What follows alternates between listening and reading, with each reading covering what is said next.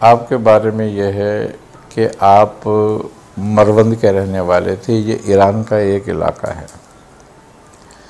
और आप 13 साल की उम्र में तमाम उलूम ज़ाहिरी से फारिग हो गए थे।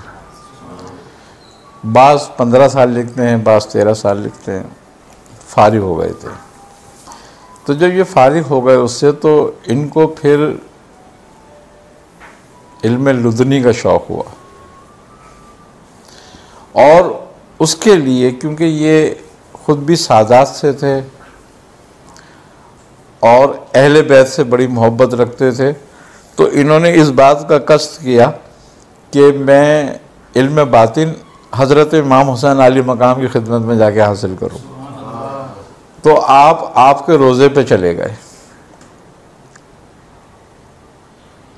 इराक़। तो जब आपके रोज़े पे आप गए और आपको 3 दिन वहाँ गुजर गए, आप वहाँ पर कुरान पढ़ते रहते और रोते रहते कि मुझ पे कोई नज़र इनायत हो। तो बाज़ रिवायतों में 3 दिन है, बाज़ में 1 हफ़्ता है कि वहाँ रहे ये। तो इनके पास एक शख्स आए और उनसे आपसे फरमाया कि तुम मरवंद से आए हो, तुम्हारा नाम उस्मान है। उन्होंने कहा जी मैं मरवंद से आया हूँ। कहा मुझे मौला ने हुक्म दिया है कि तुम्हारी तरबियत करूँ।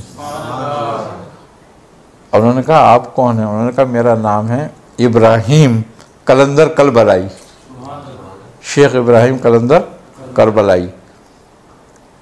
आपने फिर आपकी तरबियत फरमाई वहाँ पे और आपने बड़े मुजाहिदे किए। फिर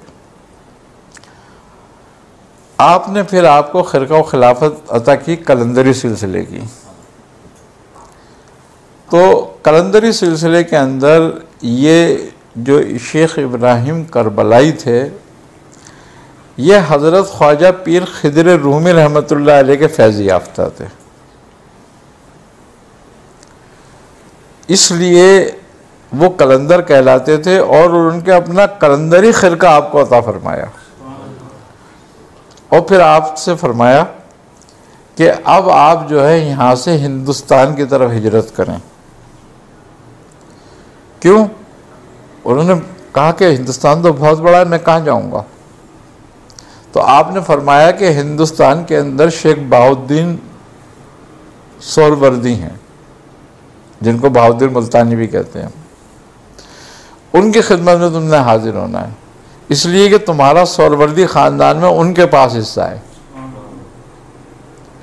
तो आप फिर ईरान से सफ़र करके मुल्तान आ गए और इस दौरान में आपने बड़े वली अल्लाहों से मुलाकातें करी और बड़ा ज़ुहद और कष्ट किया।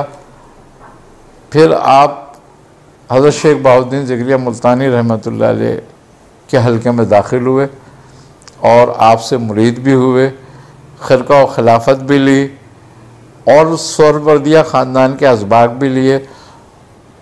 फिर उसके बाद आपने फरमाया आपके बारे में हज़रत शेख ज़िक्रिया बहाउद्दीन मुल्तानी रहमतुल्लाह अलैह ने कि ये मेरा मुरीद जो है ये शहबाज है। ये लक़ब बहाउद्दीन ज़िक्रिया मुल्तानी ने आपको दिया था।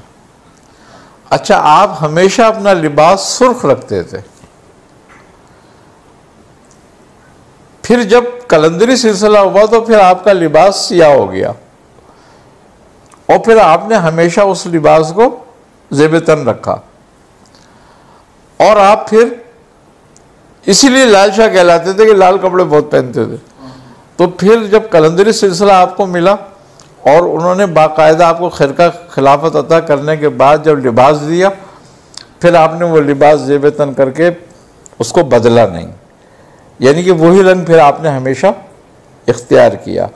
जब बहाउद्दीन ज़िक्रिया मुल्तानी से आपने पूछा कि हज़रत मुझे किसी तब्दीली की ज़रूरत है, आपने फरमाया कि नहीं, जो तुम शुरू से हो करते आ रहे हो वही करते रहो, बस बाकी ज़िक्र और अस्कार जो हमने तालीम की है उसको करो।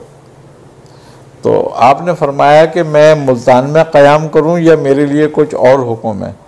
तो आपने फरमाया कि तुम सिस्तान चले जाओ। तो आप सिंध आ गए। सिंध का एक इलाका है जो सिस्तान कहलाता है, वहाँ आ गए आप। फिर आपको बशारत 7 की हुई कि आप यहाँ जाके बैठें, यही आपका मस्कन है हमेशा का। तो यहाँ आप आन के बैठे। आपके बारे में यह है कि आपने तकरीबन 30 साल तक इतनी रियाजत करी है, इतनी रियाजत करी है कि आम आदमी उसका तसव्वुर भी नहीं कर सकता कि वो कर लेगा। आप 40-40 रोज़ का रोज़ा रखते थे। तो आपकी बड़ी कसीर रियाजतें हैं।